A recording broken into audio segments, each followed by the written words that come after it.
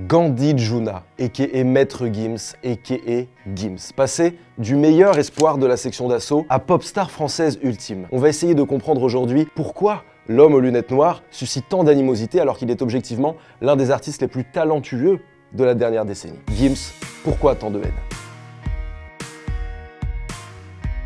Alors on va pas refaire tout le parcours de la section d'assaut, on n'est pas là pour ça, mais si vous voulez, il y a une excellente Fif Story à ce sujet, si vous voulez en apprendre plus. En tout cas, on va quand même l'évoquer parce qu'il faut comprendre comment, les conditions dans lesquelles Gims est parti en solo. Alors la section d'assaut, c'est simple, au début, c'est un collectif qui ensuite est devenu un groupe élargi du nom de Troisième Prototype pour finalement se resserrer sur 8 gaillards, voilà, qui est la section d'assaut telle qu'on la connaît, telle que le grand public la connaît. Et c'est donc la formation qui a révélé Gims. Et si c'était l'inverse d'ailleurs? Si c'était Gims qui avait un peu révélé la section d'assaut? L'œuf ou la poule, on ne sait pas encore. Ce qui est sûr, c'est qu'il y a un morceau qui va faire effet boule de neige et qui va ressortir et mettre la lumière, un coup de projecteur sur le groupe. Et ce morceau, il se trouve que c'est un solo de Gims. Et ça s'appelle 30% et c'est une gigantesque claque dans la gueule. Je suis même pas à 30%, pour tout vous dire, je suis pas à fond. Non, dis voilà, t'as fait une crête de coq, bouffon. Il y a tout dedans, l'interprétation, la voix du mec, le charisme, les punchlines, l'instru, qui est une phase B de Lloyd Banks. Et ça, ce n'est pas pour nous déplaire. Et quand le morceau sort, Bouscapé le met sur son site, Fred va le passer dans la nocturne et ça va faire comme ça effet boule de neige et ça va finir par faire frémir l'industrie et également le public. Les gens découvrent véritablement la section d'assaut. Donc il y a un leader qui ne dit pas son nom mais qui se dessine un peu de façon sous-jacente et c'est Gims, bien évidemment. Mon rap est space, avec le temps tu vas t'y faire, frère. Tout comme avec ton beau-père, depuis ce fameux coup de boule, Zizou n'a plus autant la crotte, putain.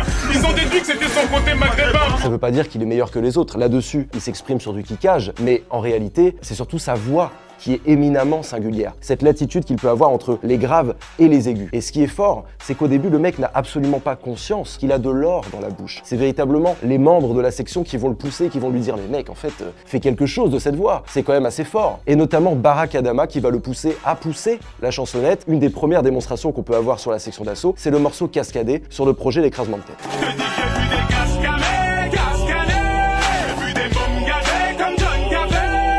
Et Gims a ça en lui depuis très longtemps, en réalité c'est dans son fort intérieur, mais il n'arrivait pas à l'exprimer. Ce qu'il faut savoir, c'est qu'il a grandi avec une double, voire une triple culture musicale. Son père était chanteur dans le groupe de Papa Wemba, son grand-père était aussi musicien-chanteur, et lui à la maison, ça écoute de la rumba congolaise, de la variété française, et lui écoute du rap parisien. Et c'est vrai qu'à l'époque, le rap et le rap parisien en général, ça chante pas trop. Donc il est un petit peu timide là-dessus, mais à force de le pousser, il va finir par découvrir ce potentiel et cette voix qu'il peut utiliser, et ça va se démontrer notamment sur L'école des points vitaux, l'album, le premier album de la section d'assaut qui sort en 2010 quand il signe chez Sony. Et j'ai dû côtoyer le pavé, pas à pas je dis c'est pas vrai. Papa, maman, les gars, désolé, je ressens comme une envie de m'isoler. Et c'est sur cet album que son potentiel va exploser, parce que c'est vrai que sur l'album, ça rappe au kilomètre, mais c'est quand même la voix et les refrains qui ont fait le succès grand public de l'album. Les soirées de samedi soir, quelquefois ça me déçoit pour quelques billets de sang, ça part en gilet de sang. Parce que quand tu regardes la tronche des singles, c'est singulier, c'est ouf en fait, c'est ouf, ta casquette à l'envers, un truc de kickage complet, mais en même temps, un petit refrain avec le fin vibrato sur la voix, et puis ensuite on a Désolé, où là il l'explose complètement, il ouvre les vannes le mec. On a aussi par exemple Watty by Night, où t'as ce côté hyper pop, au sens vraiment hyper pop, refrain entêtant, etc. Et ça c'est en partie parce qu'il y a un mec derrière tout ça qui s'appelle Renaud Robillot, qui est un compositeur et qui vient du rock. Le mec, il connaît que chi au rap, il n'a jamais bossé avec des rappeurs, le seul truc qu'il a un peu écouté, c'est du Dr Dre, et il arrive comme ça, il met de la guitare partout le mec, et il insuffle ce côté très pop, ce côté très grand public, mainstream, sur les refrains notamment. Je voulais faire de grandes études, j'ai les aptitudes, on m'a dit pour ça faut les thunes, mais j'ai pas les noms. Pour lui, la seule façon de révolutionner un genre, c'est de les mélanger, de mélanger du coup là par exemple de la pop et du rap. Pour lui, c'est ça, c'est vraiment le truc qui le fait bander quoi. Donc ça, c'est Renaud Robillot qui ensuite va suivre Gims tout au long de sa carrière solo. Donc sur cet album, on a Gims qui est au four et au moulin. Le mec rappe au kilomètre. Sur l'album, tu peux entendre aussi une façon très cartoonesque de s'exprimer. T'as des onomatopées, des cris, il a des variations de flow complètement folles, il rappe très vite, il a des fast flow aussi, tout ça, c'est inspiré en grande partie d'Eminem, une influence dont il ne s'est jamais caché. Puis à côté de ça, évidemment, il chante. Et aujourd'hui, l'album L'école des points vitaux, le succès n'est plus à démontrer. C'est vrai qu'on était en pleine crise du disque, les majors ne signaient plus personne, et après ça, je peux vous dire que ça signait à tour de bras. Et ils ont également vendu énormément, ça a fait triple platine, ce qui est quand même toujours moins que l'album d'après qui sort en 2012, L'Apogée. Et même quand tout le monde est contre toi, elle reste ta meilleure amie. L'Apogée, donc le deuxième album de la section qui sort en 2012 et qui passe un cran à tous les niveaux. En termes de grand public, ils gagnent 2 Energy Music Awards, ils sont dans toutes les bagnoles, dans toutes les radios, sur toutes les chaînes de télé. Et puis un cran en termes de vente aussi, parce que ça va toucher carrément le diamant. Et oui, ça va vendre 1 million, donc il n'y a pas de souci là-dessus. Et puis un cran en termes de refrain chanté, guitare, vraiment pur mainstream sur l'Apogée. Ma direction, j'ai pété les plombs sans abandonner ni baisser les bras. Donc ces 8 mecs qui viennent du kickage pur et des freestyles de rue percent au niveau grand public. Et le truc, c'est que le succès de la section d'assaut, même si ça a pris comme ça sur le temps, je veux dire, ça n'a duré finalement que 2 ans. Et tous savaient très très bien ce qui allait se passer ensuite, c'est que chacun allait partir en solo. Et notamment Maître Gims, qui est donc le leader qui ne dit pas son nom, mais véritablement c'était celui qui était le plus attendu en solo. Et depuis longtemps, il avait ça en tête, et son but, vu qu'il découvre complètement son super pouvoir qui est sa voix, il se dit, bah moi en fait, je vais essayer de tout niquer tout seul. Et son but est évidemment de dépasser la sphère du rap. Il le peut et il le doit.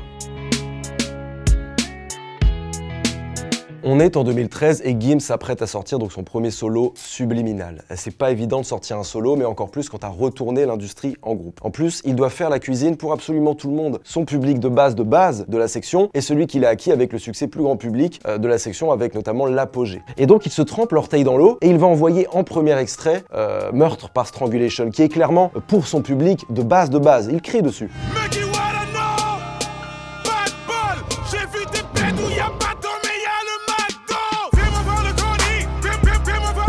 Mais ce qui va véritablement lui faire passer un cap et le faire aller dans une autre sphère, c'est évidemment le deuxième extrait qui est un formidable produit d'appel pour son album qui va sortir ensuite, et c'est Je me tire. Je me tire, ne demande pas pourquoi je suis parti sans motif. Parfois je sens mon cœur qui s'endurcit. Il y aura un matraquage radiophonique, il y aura un matraquage médiatique, parce qu'en réalité, Gims est un personnage qui plaît au grand public, mais aussi aux médias généralistes, parce qu'il est unique dans le sens où c'est un mec qui vient du rap, qui n'hésite pas une seule seconde à chanter, il n'est pas du tout frileux à l'idée de débarquer en mode « je vais faire du grand public et de la pop », et donc ça plaît. C'est un ovni à ce moment-là, donc évidemment, il va être appelé partout, on va parler de lui absolument everywhere, et même les enfoirés, avant même qu'il sorte son album, vont l'appeler. Et Gims va refuser, alors qu'il n'est pas du tout contre l'idée, mais simplement pour lui, c'est trop tôt. C'est trop tôt pour moi. J'ai fait un seul album solo, je vais me mettre tout de suite dans les enfoirés. Ça peut être mal interprété avec certains gens de mon public et tout, tu vois. Je me vois pas là-bas, je me vois vraiment pas là-bas. C'est vraiment par rapport à tout ça, je me sentirais pas à l'aise. Alors l'album Subliminal sort et c'est varié de ouf. Vraiment, c'est une grande fête en fait. Déjà, il y a toute sa mif. Il y a évidemment des gens de la section d'assaut. T'as une intro qui est complètement baroque. T'as l'impression que tu vas écouter un opéra. On a un feat avec Pitbull qui est absolument affreux.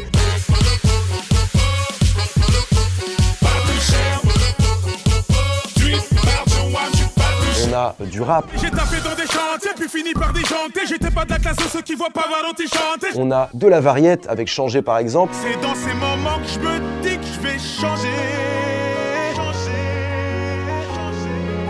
On a de la dance, on a du dancehall, il y a aussi de l'afro, je veux dire, il y a absolument tout. Il est là, le message est clair, c'est je sais tout faire et je vais tout faire. Il y a même de la gypsy pop qui va sortir en single ensuite juste derrière, évidemment que vous connaissez, c'est Bella. Les gens du coin ne voulaient pas lâcher là. Elle faisait trembler tous les villages. Les gens me disaient méfie-toi cette fille-là. Après la sortie de Bella, donc du single et notamment du clip, on va commencer à entendre tout et n'importe quoi sur Maître Gims. On va dire ouais, il fait de la musique de camping, il fait de la musique de merde, il fait de la zumba, il fait de la soupe, il fait de la musique de fête foraine. Ah bon? De la musique de fête foraine? Tout ça parce qu'il fait un son de gypsy pop et donc les gens du voyage, donc automatiquement la fête foraine, et bah bravo, c'est du mépris de classe. En réalité, ce que les gens reprochent à Maître Gims tient en un seul mot, et ce mot, c'est le mot populaire. C'est-à-dire que dans tous les sens, on lui reproche le mot populaire, mais selon plusieurs définitions. Son public de base estime qu'il fait de la musique trop populaire, au sens pour le plus grand nombre, pour la masse, mélodie entraînante, mélodie accrocheuse, et donc fatalement aussi, il va décomplexer toute une partie des artistes rap qui vont commencer à chanter pour le meilleur, mais parfois aussi et souvent pour le pire. Et à côté de ça, la masse, son nouveau public à qui il adresse ses nouveaux hits pop, vont estimer pour une certaine partie qu'il n'est même pas légitime à être la pop star qu'il est devenu, parce qu'il vient du populaire, il vient d'un art populaire dans le sens l'art d'en bas, le rap, qui est considéré comme illégitime pour encore toute une partie des gens. Donc le populaire, dans les deux cas, lui est reproché. Il y en a même qui vont pointer des faiblesses d'écriture, alors que le rap est quand même censé savoir écrire, et il lui dénie totalement ce truc-là en disant « Non mais le mec il écrit n'importe comment », alors qu'en réalité, il a sa propre façon de développer une idée. Quand il parle de la chaise sur sur laquelle il aimerait qu'elle s'assoie, Bella. Je veux dire, il y a une image, il y a quelque chose. Et puis, c'est pas forcément moins bien écrit qu'un Jacadi, par exemple, de Christophe Willem. Je sais pas, je prends au hasard. Jacadi court, Jacadi vole, mais pas le jour où je décolle. Ce morceau est dans les tiroirs depuis 2010, c'est-à-dire que c'est un son qu'il a fait avec Renaud Robillot et il attendait, il était déjà dans cette gamberge de après, je vais partir sur de la pop et donc ils l'ont ressorti des tiroirs, ils l'ont un petit peu arrangé et c'est devenu le hit que l'on connaît, Bella. Et dans ce grand tapas musical, chacun y trouve son compte. Et en termes de vente, clairement ça se ressent. Le mec est juste en dessous de Daft Punk qui a sorti son Random Access Memories et il arrive en première semaine avec 66 322 copies écoulées. Finalement, ça va aller faire un diamant un petit peu sur la longueur, mais c'est vrai qu'il est en train de tout baiser, 80% de physique. Et tout ça, c'est plus que l'apogée. Donc clairement, en solo, il se pose là. Donc en réalité, à ce moment-là, c'est dur pour lui parce que les haters sont des deux côtés, de son ancien public et de son nouveau public. Et pourtant, il faut quand même lui rendre ses fleurs sur certaines choses. Déjà, si on se risque à dire que l'art d'écrire, de faire des bonnes punchlines, de faire des bonnes lyrics, et qu'on le met au même niveau que savoir faire une mélodie accrocheuse, finalement, ça se vaut. Et pour Gims, quand tu lui demandes, il dit que c'est bien plus facile pour lui d'écrire un texte de rap dans sa chambre que de faire une mélodie qui va fédérer tout le monde. Donc en ça, il est excellent dans les deux, et il fait les deux, en fait, le mec. Et le débat encore aujourd'hui sur la musique populaire, c'est de savoir si c'est un pur produit de consommation ou si c'est un véritable art. Et moi je pense que c'est un véritable art et lui il arrive à faire les deux, mais il se trouve que la musique populaire ça vend plus que le rap, en tout cas à ce moment-là. Et il y a une chose pour laquelle les gens ont oublié de le remercier également, c'est que 80% de physique avec Subliminal, ça veut dire qu'il y a des gros darons et des grosses daronnes qui achètent le CD, qui le passent dans la bagnole. Et entre deux beats, il y a quoi? Il y a un excellent morceau rap qui s'appelle Vécu de PQ. Donc sans forcément le vouloir, il va populariser le rap et le faire rentrer dans le foyer des Français. Et ça, personne n'en parle. Personne n'en parle. Je la salis centième et j'aimerais cliquer centaine, mais faut que je parle des cadavres sans tête qui gissent en Afrique par centaines. Donc ça, on ne sait pas si c'est volontaire ou non de sa part, mais c'est une conséquence d'avoir un succès grand public et en même temps de mettre quelques morceaux de rap dans Subliminal. Et lui, de toute façon, il est exactement là où il veut être et il s'en fout, il va enchaîner. Il va y avoir un énorme hit avec Vita qui s'appelle Game Over. Je vais finir par me sauver, sauver, sauver. Je ne suis pas un lover, lover. Il va sortir la réédition de Subliminal qui s'appelle La Face Cachée, où il y a 2-3 morceaux de rap. Et le problème, c'est que t'as un énorme morceau au milieu qui pète évidemment beaucoup plus que les autres, et c'est Zombie. Et tu peux rien faire face à un zombie. Je veux dire, la variété est impeccable. Les gens me disent, l'espoir fait vivre, comment faire vivre, je suis un zombie. Intense les débuts en solo. Il va se prendre une petite pause de 2 ans avant de revenir enclencher les charts avec un deuxième album qu'il annonce comme étant l'album de l'année, voilà, en toute modestie, sans orgueil aucun. Et c'est vrai qu'à ce moment-là, il a déjà un peu cette image, même physiquement, du mec un peu froid, un peu hautain, qui dit des dingueries sans ciller, avec ses lunettes noires. Et en même temps, ça fait partie de là d'où il vient, c'est-à-dire ça fait partie du flex, ça fait partie de l'ego trip. Donc pas de galère là-dessus, mais c'est vrai qu'il arrive en full flexence à ce moment-là. Je suis de retour, tu voulais voir le king lutter comme Martin. Je suis le front kick dans la porte qui fait bondir ton père dès le matin. Et la surprise, l'album MCAR, Mon cœur avait raison, est en réalité un double album avec une pilule bleue et une pilule rouge. La pilule bleue évidemment pour des sons un peu plus pop variette et puis la pilule rouge pour du hard, du rap. Donc il revient un petit peu aux sources. Culturellement, il veut montrer que c'est cette musique-là qu'il a vraiment hissé là où il est. Et donc les mauvaises langues vont dire qu'il essaye juste de rallier ces deux publics. En réalité, c'est un peu plus profond que ça. Il essaye quand même, je pense, de rendre véritablement hommage à cette musique qu'il continue de chérir tant. Et il a quand même considéré les critiques de gens qui disaient qu'il s'éparpillait, qu'il était trop dans le mainstream, dans le truc. Là, il arrive avec un projet solide. Pilule bleue, pilule rouge. On prend tout depuis le début. C'est qu'on a choisi ta linge et de mettre le paquet parce que c'est pas tout être qui, faut que son plat qui te pète. En plus, c'est en full hommage, c'est-à-dire que la pilule rouge commence par un medley de la section d'assaut, donc on peut pas faire plus hommage que cet hommage finalement. Donc sur la pilule rouge, on a des sons comme Longue Vie avec le Fa. Je remets mes lunettes et je souhaite une longue vie. Il y a tout un tas de choses qui est extraordinaire, mais sur la pilule bleue, c'est vrai qu'il y a des morceaux qui explosent évidemment, comme Brisé.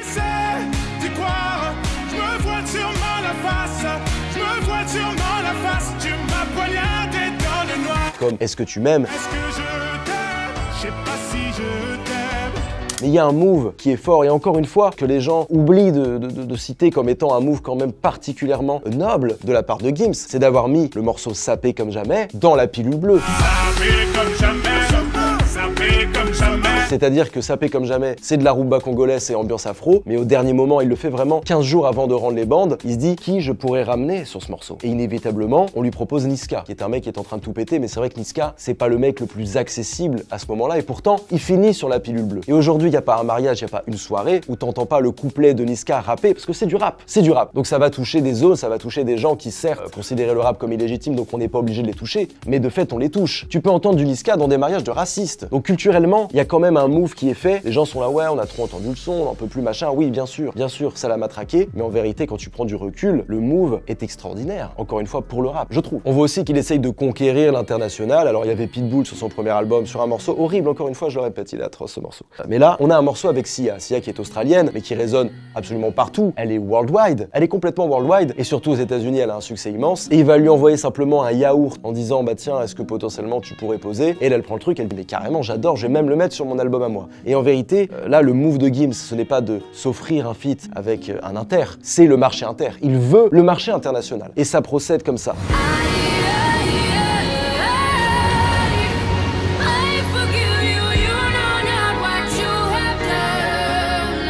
Cet album va être un succès absolument incroyable, il va taper son deuxième diamant en solo, c'est-à-dire, je le répète, 1 million d'exemplaires vendus, ça va. Et tout doucement, le Gims bashing va reprendre de l'ampleur. Déjà parce qu'il fait partie, ça y est, de la grosse machine. The Voice reprennent ses chansons. Les gens me disaient, méfie-toi cette fille-là, elle répond de ton nom de veille.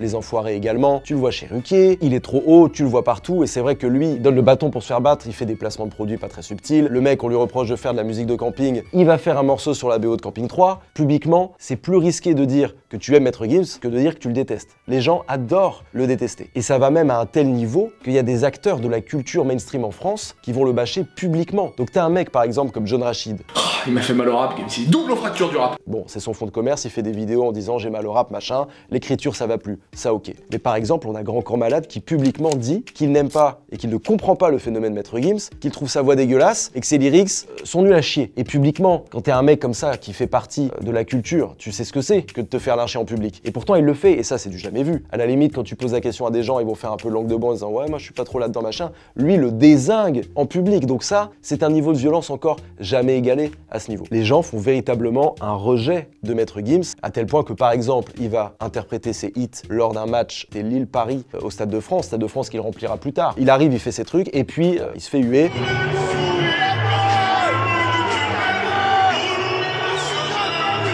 C'est très bizarre car l'opinion populaire a l'air de le détester et pourtant, il reste bankable. Donc il y a quelque chose qui va pas. Quand c'est Gims, on ne cherche plus à comprendre, le mec n'a plus du tout le droit à l'erreur. On est maintenant en 2017 et Gims va amorcer l'arrivée de son 3e album Ceinture Noire qui va mettre un peu de temps à arriver. Et là, les enjeux sont nouveaux. Déjà parce que il vient de signer chez Play2, qui est donc un label détenu en majorité par TF1, donc il devient un artiste TF1. Il était destiné à ça, clairement. Et donc Watibé, c'est terminé. C'est finito. Et d'ailleurs, il va proposer un morceau où il règle ses comptes avec Dawala, dans le plus pur esprit hip-hop et où ça chante aussi un peu, donc c'est un parfait mélange de ce qu'il sait faire. Et en réalité, Watibé et Gims n'est plus. Tu veux nous diviser mais ça va pas marcher. On était tous censés manger à la même table. J'aimerais voir le nom que j'ai dans ton portable. En 2017, il inaugure également sa statue de cire à Grévin, donc là on passe un cap. Il est dans la culture française, sa legacy est clairement en train de se construire. Et puis 2017, c'est le début de l'ère du streaming. C'est le début du hip-hop qui va commencer à tout rafler, notamment sur les plateformes. Et lui, il est là, il a pris le temps, il a emmagasiné plein de musique et il va adapter son modèle à ce nouveau mode de consommation. Et avant l'album, il fait un retour comme ça petit à petit en montrant qu'il va peut-être se positionner un peu plus sur du rap et se mettre un peu plus proche du peuple. C'est-à-dire que tu le vois faire un concert à Châtelet dans les couloirs, il va sortir 2-3 morceaux rap avant d'arriver avec le gros single porteur du projet évidemment, mais il arrive avec Anafida. Si tu me cherches, Anafida,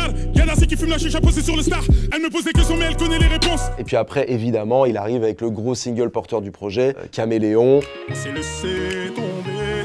On s'est promis des sentiments. Tu disais oui, moi je disais non. Et là tu comprends que le mec a compris. Il sait qu'avec le streaming, plus t'en mets, plus t'as de chances de taper juste à un moment donné. Et ce qui est fou, c'est que dans la DA de l'album, ça va être un petit peu compliqué. Juste avant de sortir Ceinture Noire, il va livrer 2 extraits, et donc t'as Loup-Garou, où il est en feat avec Sofiane, parce que Sofiane, au moment du streaming et en 2017, c'est le gars complètement incontournable, donc c'est une bataille de découpe, c'est absolument fou. Je vais te briser le cou, parce que la vie m'a mis des coups et que j'arrête pas de me prendre la tête avec des gens qui pensent me connaître comme mes parents. Ouais, je suis pas où je manifeste peu d'amour, j'ai toujours pas trouvé les mots, c'est voilà oui ou voilà non, du moins y'a quoi après la mort. Et puis le même jour, il envoie la même avec Vianney. Et dans l'album, t'as La Même de Vianney, et le morceau d'après, c'est Loup-Garou avec Fianso. La DA, c'est terminé. Il est là pour le stream, et il va envoyer comme ça, sans forcément une cohérence particulière au projet. Donc il va totalement se fondre dans le moule du streaming, donc il arrive avec un projet de 30 morceaux, parce que t'as 3 versions différentes avec 3 titres bonus à chaque fois, donc déjà tu te retrouves avec entre 40 et 50 morceaux. Ensuite, il va y avoir 2 rééditions, où finalement, au final, tu vas avoir 60 morceaux, donc imagine un peu la gamberge du mec. Entre 2017 et 2019, il va engraisser son projet, il va aller chercher comme ça le double diamant, encore une fois, 3e album consécutif qui touche le diamant et le million d'exemplaires vendus. Faut dire que là aussi, il a misé sur l'international, et là, il vise par exemple l'Amérique du Sud. Il arrive avec des featuring, Maluma, J Balvin, il y a Lil Wayne, il y a French Montana, et il y a même Sting. Et tu iras où, si jamais je m'en vais, ça me rendrait. Il y en a pour tous les goûts, il y en a beaucoup, il y en a vraiment énormément. Tu dis, ça y est, le mec il est pépère, il est là pour la plata. Et puis juste derrière, tu tombes sur un feat avec Niro. J'ai démarré tout petit dans des bidonvilles à Kin avec une chance plus fine qu'une Philippine. Depuis dans les magazines, ça veut zoomer dans ma vie, ouais, du genre, il y a un truc qui me turlupine. Tu dis, ok, le mec est là pour la culture, donc on ne sait plus. On ne sait plus, le mec est insaisissable. Et il est tellement insaisissable que c'est le moment où il va faire un rebranding de son nom, puisqu'il va passer de Maître Gims à Gims. Pour lui, le maître était un peu trop. Voilà, il y avait un caractère vraiment quasi divinatoire, donc il était plus à l'aise avec ça. Les gens le prenaient trop premier degré, donc Maître Gims devient Gims. Les gens vont évidemment continuer à être complètement fous sur lui, et pas seulement le public. C'est le moment où il dénonce par exemple lui les achats de stream, et où le bif avec Booba va prendre de l'ampleur, va y avoir les bails de sorcellerie, etc., etc. Et là où il essayait de répondre à ce qu'on attendait de lui, à ce que les gens voulaient de lui, là il va commencer à cultiver les fantasmes et l'ambiguïté de son personnage. Et il y a un exemple très frappant de ça, c'est quand il sort le clip du Prix à payer. J'ai vu, j'ai perdu mon temps, et je n'ai rien pu faire à part serrer les dents. J'ai rêvé ma vie à travers la vitre. Avec toute cette imagerie autour d'un artiste qui aurait pactisé avec le diable. On parle de ça dans le clip, tu vois les mecs en col blanc, tu vois des cérémonies, des rituels sataniques. T'as envie de dire, bon bah voilà, ça y est, le mec s'amuse de ses codes, mais il sait très bien que ses détracteurs, pour les plus complotistes, vont dire, regardez, il a pactisé avec le diable, il est comme ça. Et lui s'en amuse. Autre exemple, à un moment donné, il y a un classement qui sort avec les 10 albums de rap français les plus vendus de l'histoire. Et lui, il a 3 albums dans le classement. Donc évidemment, il flex dessus, mais il y a plein de gens qui lui reprochent de finalement ne plus être un rappeur, de vendre uniquement avec la variette. C'est là, ouais, non mais lui, ça y est, c'est terminé, il rappe une fois tous les 30 ans, donc il n'est pas légitime à être dans ce classement. Tout comme quand il va faire le Stade de France, qui est la dernière date de son Fuego Tour, avec l'album Ceinture Noire, les médias généralistes annoncent qu'il est le premier rappeur à remplir le Stade de France. Côté grand public, les gens s'en branlent, mais par contre côté rap, c'est un peu mitigé, et les gens sont là, ouais, mais attendez, en fait c'est un mec qui rappe plus depuis longtemps. Donc est-ce que c'est encore un rappeur? Est-ce qu'on peut considérer qu'il est le premier rappeur à avoir rempli le Stade de France ou pas finalement? Eh bien justement, en 2020, Gims nous apprend qu'il sortira un album 100% rap pour renouer avec ses racines musicales, et qu'il y aura également un retour de la section d'assaut avec le retour des rois. Nous on a encore les relents de ce délicieux duo avec Niro, donc on se dit que voilà, ça augure que des bonnes choses, mais à côté de ça, il s'empêche pas de commencer à écrire aussi pour Kenji Girac et de poser avec lui, donc on est toujours dans cette dualité pop-rap finalement. L'album est repoussé à cause du Covid et accessoirement à cause d'un leak, donc on est là, on ronge son frein comme on peut, et puis finalement il arrive avec un premier extrait qui est YOLO. À la base, je ne suis là que pour ma paye-moi. Tu sais bien que là où je mets les pieds, c'est chez moi. Où là, la promesse n'est pas du tout tenue, donc tout le monde se dit oulala, ça sent la douille. Et puis juste après, un deuxième extrait Immortel, où là ça rappe, tu te dis ok. Je pense déjà à l'argent que je vais chez tout, on veut me faire, je sais que le poison est dans le gel douche, je te parle d'écologie dans un V12. Là, la promesse peut être tenue. Finalement, il va sortir son album, et ce n'est pas un album où il rappe au kilomètre, il y en a toujours un peu, mais c'est pas un truc où c'est un album avec que des morceaux façon 30% ou façon section d'assaut. C'est vraiment un truc de rap actuel. Chaque case est cochée. On a le morceau drill avec Gazo qui va bien. Rare comme un business clean, rare comme un business clean. J'encaisse fort, je réinvestis. La vengeance a un goût exquis. On a le morceau de funk brésilienne avec Eus l'Enfoiré. Ce qui sort du four, c'est pas du pain. Je prends la vie comme elle vient, ça s'en va et ça revient. Donc tout est calibré, si vous voulez, sur cet album pour que ça soit catégorisé comme un album 100% rap, mais les gens, en réalité, pour certains, sont un peu déçus. Une fois encore, il va sortir une réédition, Les Vestiges du Fléau, où on aura un feat avec Nekfeu, d'excellentes factures. Ça rétit, pourtant s'achète tout même pas la cible, trop d'inspi, que des A+, demande à l'instit, sous-estime. Pas y a plus de lumière par ici, pas d'esquive, quand il s'agit de parler de Palestine. Un feat avec Jul et SCH, d'excellentes factures également. Marseille en direction de Paris sont une collaboration que je trouve très intéressante. Je vis de l'opposé quand il faut, dis-le dans le blog, dis-le de la journée. jaune sur le compteur de la planche. Mais au milieu de tout ça, il y a un morceau qui, encore une fois, pop plus que les autres, et il se trouve que ça tranche pas mal avec l'album 100% rap qu'il avait promis. Et le morceau, c'est Jusqu'ici tout va bien, qui va devenir le générique d'un soap TF1, de la nouvelle série TF1, Ici tout commence. Et je crois que tout va bien jusqu'ici. Quitté par un cœur indécis. Donc c'est vrai que sur la balance, ça pèse lourd. Après, il y aura encore une deuxième réédition qui s'appelle L'Empire de Méroé, où là, il touche encore une fois à l'Inter. On a de l'Albanais, donc Europe de l'Est. Je t'ai vu partir comme une comète. J'ai pas su tenir toutes mes promesses. On a aussi de l'Égypte. Nous deux c'est fini, c'est fini. Regarde dans mes yeux, tu peux le lire. En dépit de tout ce qu'on s'était dit. Donc il est vraiment toujours dans ce truc de streaming consumption, à fond de balle. Il annonce aussi dans le même temps que le couplet qu'on a pu entendre sur le morceau avec Nekfeu était son dernier couplet rappé. Il dit ouais, je vais pas re-remplir un Stade de France en faisant des couplets rap, donc ça c'est terminé. Et en même temps, on le retrouve sur le classico organisé de Jul, donc il se remet quand même un peu à niveau, et puis le mec est finalement plein de paradoxes, comme n'importe quel être humain. Le problème c'est qu'il y a beaucoup de gens qui lui dénient ce truc-là d'être un humain normal, avec ses défauts et avec ses nuances. Et que tu le veuilles ou non, quand tu es à ce niveau de succès et que tu es Gims, tu es un rôle modèle. Tu es un modèle pour des gens. Et lui n'arrive pas à accepter cette idée, il a du mal à se dire qu'il y a des gens qui vont suivre sa trace, qui peut inspirer des gens, oui, mais je veux dire d'être vraiment exemplaire, de se mettre au niveau du peuple, d'être dans la simplicité des gens du peuple, alors que de fait, quand tu es à son niveau, tu es un modèle. Et c'est ce qui participe aussi à la construction de son personnage qui, en apparence, a l'air parfois un peu humble, un peu hautain, un peu froid, parce qu'en vérité, il ne mesure pas l'impact de ce qu'il peut dire sur le public. Il n'arrive pas à se mettre en tête que tout ce qu'il dit, tous ses faits et gestes ont un impact. Parce que s'il cultive une image assez lisse dans les médias, quand t'allais à l'époque sur son Snapchat, tu voyais que le mec, il flambait de ouf. Il montrait son train de vie clinquant, il montrait ses jets, il montrait sa villa au Maroc, etc.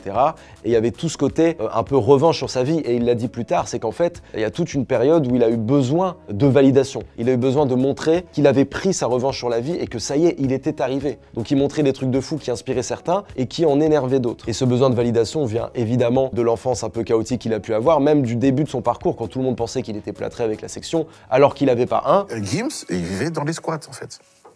Il vivait dans les squats. Squat, boum, fermé. Il allait dans un autre squat, fermé, squat. Il dormait pendant 2 semaines dehors. Tout ça, c'est de la validation qu'il cherche. Il cherche, en vérité, l'approbation et peut-être un peu l'admiration des gens par rapport à sa réussite sociale et financière. Et un exemple tout con, quand il se fait prendre en photo dans le jardin de l'Élysée, qu'il a été accueilli par Macron, pour lui, c'est pas un geste politique, il s'en fout, il ne vote même pas en France. Mais fatalement, quand tu fais ça, tu politises ton propos, et derrière, les gens peuvent tout dire et n'importe quoi, et il peut y avoir de la récup. Et c'est ce qu'on a pu voir, notamment, avec plusieurs polémiques qui ont touché Gims, notamment en 2022. 2022, c'était une année un peu rude pour lui, où ça a pas mal attrapé sa veste, où tout a été politisé. Je prends pour exemple le message qu'il a adressé à ses frères musulmans en disant qu'il en avait marre qu'on lui souhaite la bonne année ou qu'on lui souhaite un joyeux Noël. Ok, ça le regarde. Il a le droit de dire ça, il fait ce qu'il veut, on s'en fout. Mais tout de suite, ça a été récupéré. On a eu les Zemmour, on a eu tous les droitards et les extrêmes droitards qui sont arrivés en disant ouais, c'est pas un modèle d'intégration, alors que c'est Gims, que les jeunes l'écoutent, etc. Mais merde! Il y a eu même un gate avec Valérie Pécresse, c'est-à-dire qu'il y a une vidéo qui a popé sur les réseaux, on voyait Gims remercier Valérie Pécresse. Et les gens ont cru que publiquement il s'affichait comme un soutien de cette candidate de droite, alors qu'en vérité pas du tout. Ça avait été extrait d'une vidéo où il l'a remercié en tant que président d'Île-de-France pour avoir donné des subventions pour les jeunes, pour des ateliers autour de la musique, etc. Donc rien à voir. Il y a eu aussi la polémique avec le fait qu'il chante à la Coupe du Monde du Qatar en 2022. Voilà le morceau Arbo. Donc ça, chacun voit midi à sa porte, chacun jugera si c'était légitime ou non. Un an après, on aura sa sortie complotiste sur le fait que les Égyptiens avaient l'électricité à l'époque. Donc en vérité, à chaque fois, c'est justifié ou non, mais en tout cas, ça prend des proportions complètement folles. Et le mec, même dans sa communication non verbale, c'est-à-dire lunettes noires, air froid, va vite lui conférer finalement un côté mémesque, alors qu'en réalité, c'est pour lui une protection. Ça lui permet d'être anonyme, ça lui permet de se cacher du regard des gens, parce que quand t'es à ce niveau, c'est juste insupportable. Et on le voit aujourd'hui, il y a combien de rappeurs ou d'artistes enlunettés qui font ça pour l'anonymat ou pour juste se sentir protégé, parce que, attention, Gims, ça fait partie de son personnage, ses lunettes, mais ça lui a coûté une place de jury dans le fauteuil rouge de The Voice. Je veux exactement ressembler à Maître Gims, c'est vraiment un exemple pour moi. Donc quand tu t'arrêtes juste à l'image qui renvoie, tu peux avoir un problème avec le perso, mais quand tu essayes de comprendre, quand tu fais la démarche, tout te paraît clair. Et c'est vrai que la plupart des gens ne font pas cet effort, parce qu'en soi, ils s'en foutent et c'est normal. Ils jugent juste le livre à sa couverture et ils s'arrêtent à leur première impression. Donc dès que le mec sort des clous, qui prend son téléphone pour partager une pensée, pour faire tel truc, ça prend des proportions de dingue. Des proportions qui sont parfois justifiées, parfois non. Parfois il fait des erreurs, parfois non. Tout comme parfois il fait du rap, et parfois non. Il avait dit qu'il arrêtait le rap, non? Eh bien non, pas du tout. Et dans son dernier album en date, sorti en 2022, Les dernières volontés de Mozart, entre parenthèses symphonie, tu passes d'un feat avec Carla Bruni. Souvent, mes rêves m'animent et me donnent de l'espoir. À ça. Je suis porte la chapelle, pas cramé. Dans le rétro, je vois 3 camés. Je suis concentré, je pense qu'à gagner. Kagame rime avec 3 gamés. Et tu peux te dire, il y a une ambiance bizarre. Et en réalité, il y a quelque chose de fondamental qui permet de comprendre toute la mentale de Gims. C'est qu'en fait, j'ai l'impression, pour moi, qu'il fait un pont entre la musique savante et la musique populaire. Et je m'explique. Quand tu regardes la cover du projet, tu t'attends à écouter un opéra, clairement. Quand tu écoutes l'intro du projet, tu as l'impression que tu vas basculer dans un opéra. Et lui, il est fasciné par ça. Il est fasciné par la musique savante, par Mozart, par les grandes figures, etc. de la musique classique. Et il en a parlé pendant toute sa promo par rapport à cet album. Il a même chanté du Pavarotti sur le JT de Laus.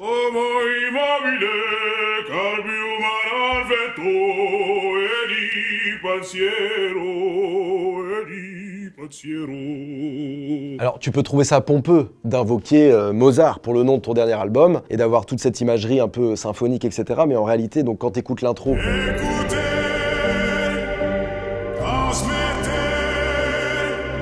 toutes ces intros ont toujours eu ce côté un peu choral comme ça parce qu'il a une voix qui s'y prête. Mais juste derrière, t'as ce truc un peu comme ça qui sonne classique et tu tombes sur un morceau avec Soul King qui reprend la mélodie de La Foule d'Edith Piaf. Après vous, madame, ouais, après vous, madame, de toute façon, moi, je suis toujours là. Et donc en fait pour moi, je l'interprète comme ça, son truc est un message de toutes les musiques sont légitimes à exister. Il utilise le populaire d'aujourd'hui, le populaire de l'époque Edith Piaf, et comme il dit, la rockstar qui était Mozart à l'époque, même si c'est de la musique savante et que tu peux faire une différence entre les deux, il met tout sur un pied d'égalité pour montrer que tout est légitime à exister, et pour moi c'est ça Gims. Donc qu'il rappe ou qu'il chante, en réalité il fait très bien les deux, et il faut lui laisser faire ce qu'il veut pépère tranquillement, l'un ne prévaut pas sur l'autre. Et puis si t'aimes pas, tu n'écoutes pas, point barre. Moi je pense qu'il faut juste remercier le bonhomme, de partir d'en bas, d'avoir tout explosé en groupe, d'avoir tout en solo, d'avoir ouvert des portes au rap. Et oui, et s'il n'est pas le rôle modèle que vous vouliez, bien il a fait ses choix tout simplement. Et on peut en avoir marre d'entendre ses hits à la radio, mais je veux dire à un moment donné, juste respectons le bonhomme pour ce qu'il a fait. Muggy, bravo. Maintenant